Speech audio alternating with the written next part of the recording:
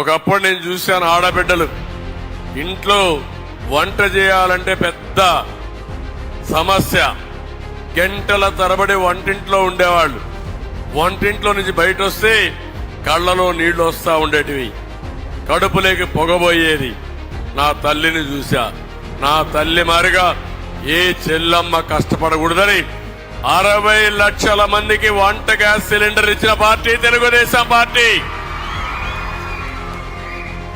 దేశంలో ఎవరు వినపడి నేను ఇచ్చాను. ఈ విషయం మీరు గుర్తుపెట్టుకోవాల్సిన అవసరం ఉంది. నవజాత శిశువులకి బేబీ కిట్లు ఇచ్చాం, తల్లి బిడ్డ ఎక్స్ప్రెస్ పెట్టాను, బాలామృతం ఇచ్చాం. కడాన కొంతమందికి శ్రీమంతాలు కూడా సరిగా చేయలేదంటే నేను ఆలోచించి సామూహిక శ్రీమంతాలు పెట్టిన పార్టీ. కొంతమందికి పెళ్లిళ్లు చేయడానికి కష్టంగా ఉందంటే పెళ్లి కానుకిచ్చిన పార్టీ తెలుగుదేశం పార్టీ. అవునా కాదా అని అడుగుతున్నాను మిమ్మల్ని.